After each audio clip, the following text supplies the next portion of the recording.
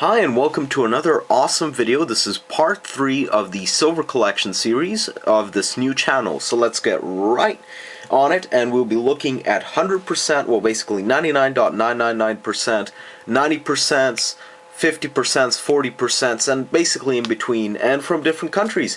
So let's start with US coins, since statistics do show on the videos that have been watched that most people are from the United States. Yes, thank you people from America, and today I will thank you back by actually showing you 90% silver coins. This is a 40%, but 90% junk silver and non-junk silver coins from the US. So let's start with these, just for my American viewers here. So all of these that I'm going to show you today are either bullion, well there's not much bullion, but bullion or known as junk or collector silver. So let's start here with just these ones here. So this is 90%. This is a 1983 Los Angeles, the 13th Olympics. Actually 23rd of the Olympics, pardon me. And of course, United States of America, 90% silver. You can find this in the catalogs. I don't know the exact price, but I will look it up later. Now, another silver coin here. This one has been encased, and it is in very good condition. If we compare it to those that have been circulated, as you can see, this is a collector coin. This is more of a junk slash, silver coin. So anyway, point being is all of these are quite nice. So these are $50. This is a newer $50, 1968. Do take in mind, for most Americans do not know this sadly, is that everything after 1964 apparently was deemed to be non-silver. Well, the truth is that $50, the Liberty $50, they look like this, and also in the front like this, and basically all of these till the year 1970 had 40%. Guys, that's like nearly, well, close to half of it was silver, and you can still sell those for a pretty good value. So if you're coin hunting, take this in mind. Everything before 1970, just keep it. It's good. So anyway, United States of America here, these are 90%. These are known as mercury dimes, different dates, 43, 1930, 40, another 43, whatever. This is my only one dime, the Barber dime. I have here a newer series here. What year is this? 1946. Bullion here, and another mercury dime.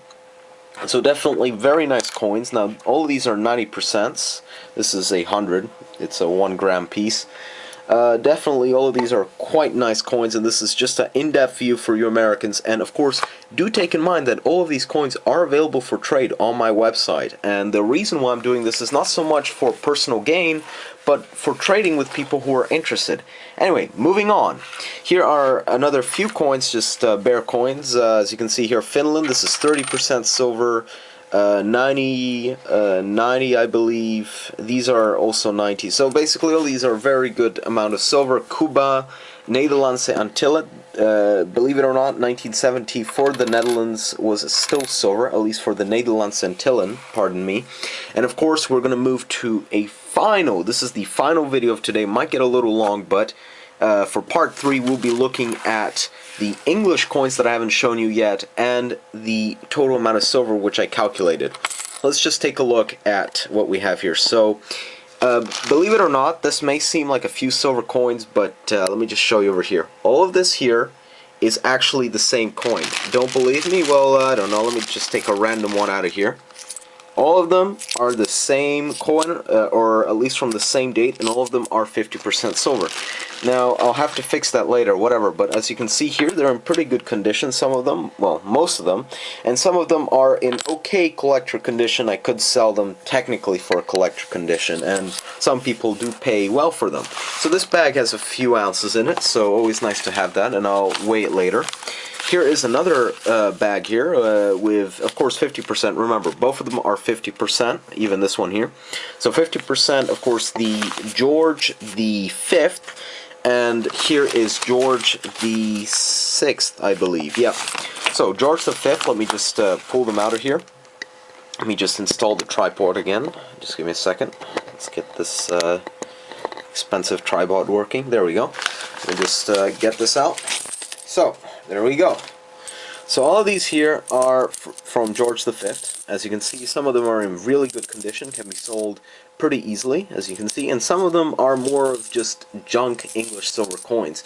Now, do take in mind that whenever you find these are actually quite rare, and to be honest with you, every time that someone asks me to buy them, I'm a little bit hesitant, because these are kind of one of my favorite coins. It's just, you know, the fact is that these George the Sixth and George the Fifth are just interesting dates for me.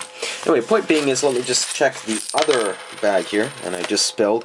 So this is George the Sixth. Now, you might recognize, if you're Canadian, Australian, or from New Zealand or India, that this has been pretty familiar to you.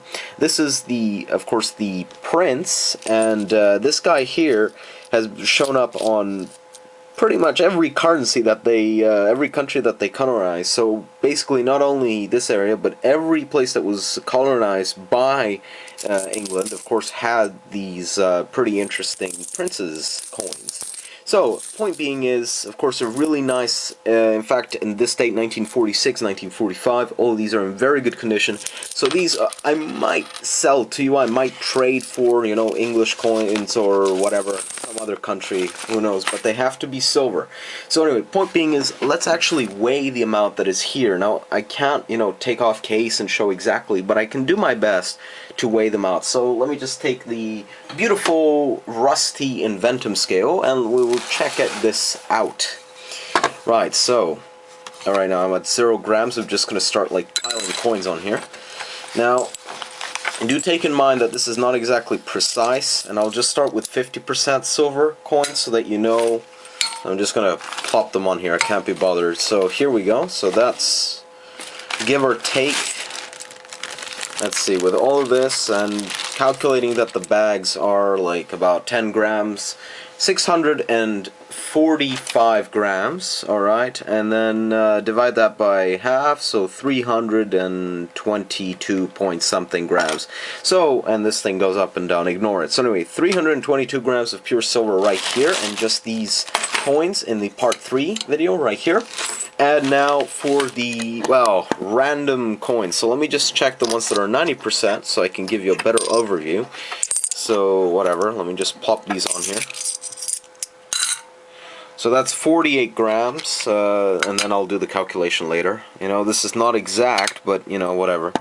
So I'm just going to put all the 90% on, and then we will more or less know the amount. So right now we're at 125. You can do the calculation yourself. I can't be bothered. And then the last two coins, which are 30% silver, which I'm not going to even bother to put on. Well, whatever. I'll just put them on. So, right. So this is the total amount I have. Of course, you have to do 90%, and then for these coins you have to calculate yourself and of course find the total value. But now the interesting part of this video is the fact that all of these coins, although quite beautiful, I did calculate every one specifically, and I went on a website known as numista.com that actually tells you the overall weight and the silver value and so forth of the coin. So let me just show you the total amount of silver I have in this blue box. Let's go right here, and it's written right here. So silver, 78.864 ounces, a little less than I expected, but do take in mind that I have a lot more silver that I have to, well, count.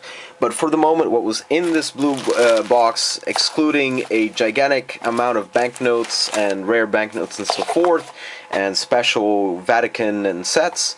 Oh, you know what? I forgot to show you two last coins. In fact, this upload is going to take a while, but you know what? These are the last two coins I'm going to show you today, since they actually, I didn't notice them until the last minute. This is probably one of my favorite coins. This is a from the Royal Canadian Mint, pardon me, and basically in French, Monnaie Royale Canadienne. If I'm saying this right, I'm not sure, but anyway, point being is this is $20, $20 from Canada, pour argent, fine silver, 2011 Canada, and of course this is one of my favorite coins. So if you do ever want to trade for you know, coins like that for one of these, and I'll be very happy to trade with you, because this is probably my favorite coin, and I actually bought it in Canada. Now, the second Canadian coin I bought in Canada in the summer. Here we have a very interesting design. This is the Canadian government design, Canada, and here is the prize. So This here is, I believe, .900, or what was it? Yeah, .900 silver. A Canada dollar, Calgary 1975, and it's the commemoration, I believe, of what they do over there, like cowboy, you know, they do these, well, races and everything. So I believe that that's what they're doing, or cowboy riding, or whatever they do there. So my point being is a very interesting dollar, Canada dollar, a very good proof-like figure. Of course, the entire coin is very well managed and has been managed so since 1975.